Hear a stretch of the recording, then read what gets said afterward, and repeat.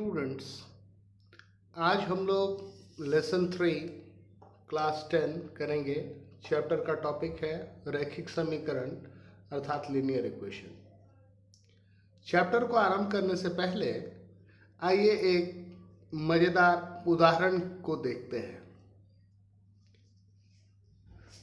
आज मैं एक दुकान पर गया और मुझे स्टेशनरी चाहिए था। मैंने दुकान वाले से कहा कि भैया मुझे एक कलम और एक पेंसिल दे दीजिए।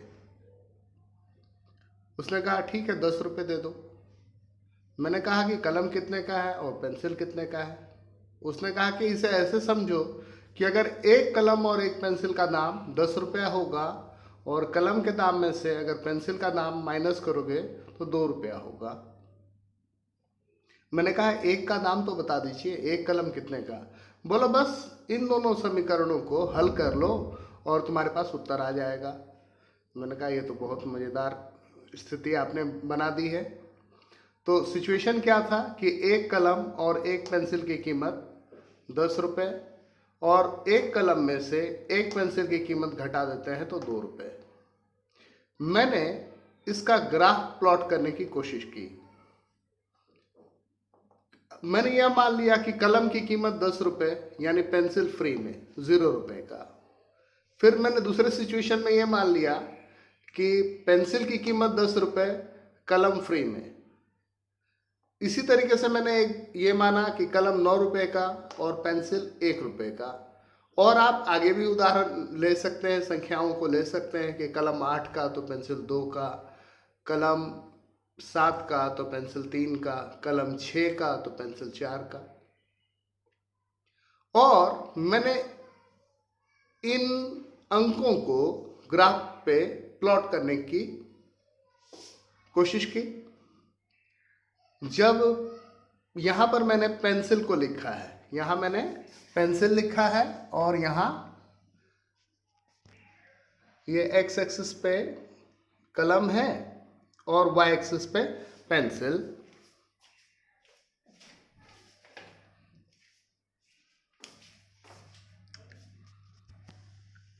एक्स एक्सिस पे कलम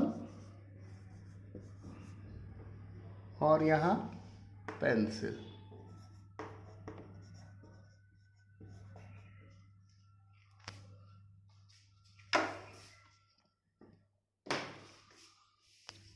तो जब कलम की कीमत 10 रुपये तो पेंसिल की कीमत 0 रुपये, ये पॉइंट मिल रहा है। और जब पेंसिल की कीमत 10 रुपये, कलम की कीमत 0 रुपये, ये पॉइंट मिल रहा है। ये एक्स एक्सिस है, ये वाई एक्सिस है। और इस लाइन को मैंने ज्वाइन कर दिया, 10 0 और 0 10। जो समीकरण 2 है हमारे पास, कलम माइनस पेंसिल इक्वल्स टू 2।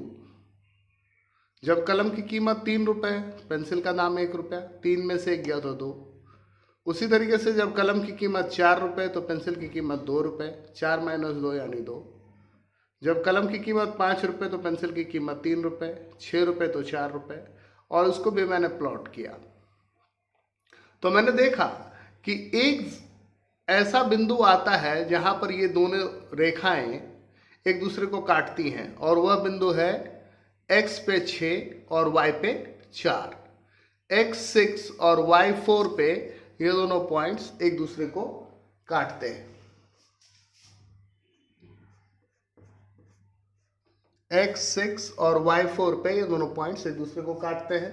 अर्थात कलम की कीमत 6 रुपये और पेंसिल की कीमत 4 रुपये। तो इस उदाहरण से अब यह स्पष्ट हो गया होगा कि रैखिक समीकरण को रैखिक क्यों कहते हैं। Why linear equation are called so because when we plot it we get a line. यह बात तो क्लियर है। आगे बढ़ते हैं। किसी भी रैखिक समीकरण का सामान्य रूप a1x plus b1y plus c1 equals 0, a2x plus b2y plus c2 equals 0 इस फॉर्म में होता है। अब इसके लिए 3 स्थितियां हो सकती हैं। यदि a1 बाई a2 बराबर हो b1 बाई b2 के इक्वल्स हो c1 बाई c2 के तो अनंत हल होते हैं, इन्फिनाइट सॉल्यूशन होते हैं। और अगर ऐसे में ग्राफ की प्लॉटिंग करेंगे तो कोइंसिडेंट लाइन यानी समपाती रेखाएं होंगी। और यह सिचुएशन जो है इसे संगत या कंसिस्टेंट कहते हैं। सिचुएशन 2, a1/a2 इक्वल नहीं होगा b1/b2 के। यह अद्वितीय हल यूनिक सॉल्यूशन का कंडीशन है। इसमें आपको ग्राफ प्रतिच्छेदी रेखाओं के रूप में मिलेगा जैसा कि अभी आपको मिला था। Situation 3, a1/a2 equals b1/b2 equals not c1/c2, कोई हल नहीं, नो सॉल्यूशन। और ऐसे में आपको समानांतर रेखाएं अर्थात पैरेलल लाइंस मिलेंगी। तो अभी हमने चैप्टर 3 का परिचय देखा कि लीनियर इक्वेशन को लीनियर इक्वेशन क्यों कहते हैं, अगर इक्वेशन की प्लॉटिंग करते हैं तो किन किन तरह के लाइंस मिलते हैं और उन लाइंस का क्या मीनिंग होता है। और अब हम अपने नेक्स्ट वीडियो में इसको सॉल्व करेंगे। Thank you.